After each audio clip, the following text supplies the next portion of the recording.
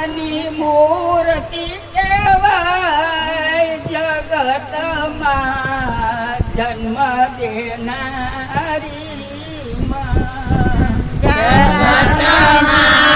મૂર્તિ કહેવાય જગતમાં જન્મ દેનારી માં મમતાની મૂર્તિ કહેવાય જગતમાં જન્મ દેનારી માં